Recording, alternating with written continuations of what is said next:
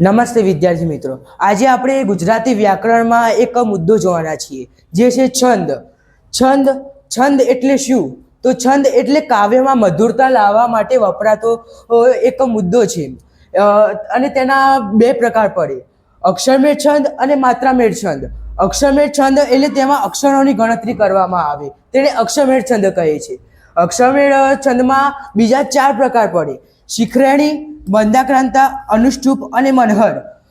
અને માત્રામેળ છંદ, જેમાં માત્રાઓની ગણતરી કરવામાં આવે તેને માત્રામેળ છંદ કહે છે. તેમાં 2 પ્રકાર પડે, ચોપાઈ અને દોહરા. અને છંદ ભણતા પહેલા આપણે આ 3 મુદ્દા યાદ રાખવાના.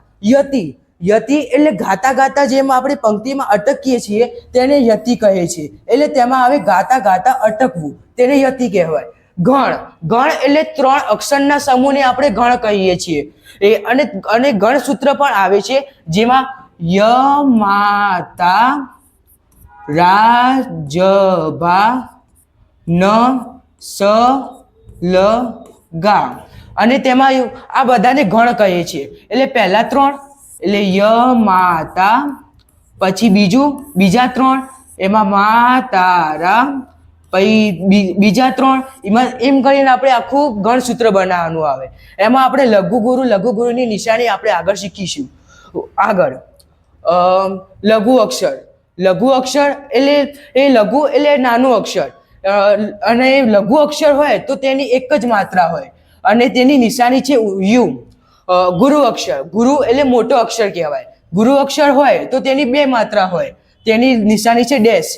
લઘુ અક્ષર, લઘુ અક્ષર જેમાં આપણે ભાર દઈને ના બોલી શકીએ, અ, નાની ઈ, ઉ અને રૂ એટલે ક, કી, કુ અને ક્રુ.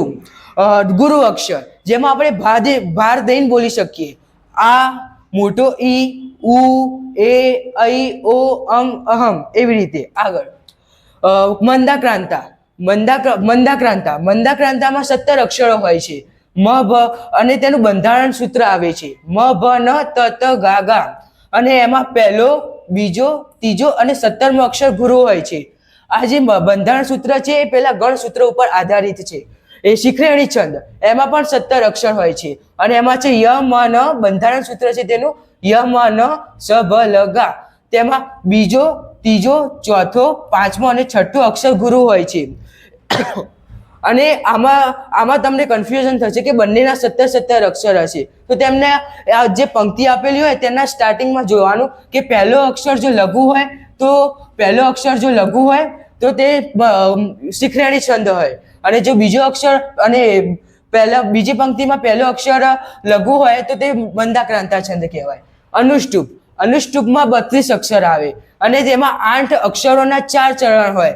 એટલે એક પંક્તિમાં 16 અક્ષર હોય, એમ 2 પંક્તિ આવેલી હોય. મનહર, મનહરમાં 31 અક્ષર હોય, એટલે કે પ્રથમ પંક્તિમાં 15 અને બીજી પંક્તિમાં 15. પ્રથમ પંક્તિમાં 16 અને બીજી પંક્તિમાં 15 અક્ષર હોય છે. ચોપાઈ, ચોપાઈમાં 15 માત્રા હોય છે. દરેક ચરણમાં 15 માત્રા હોય છે, એટલે કે એક પંક્તિમાં 30 માત્રા અને બીજી પંક્તિમાં પણ 30 માત્રા. દોહરો, એમાં 24 માત્રા હોય છે.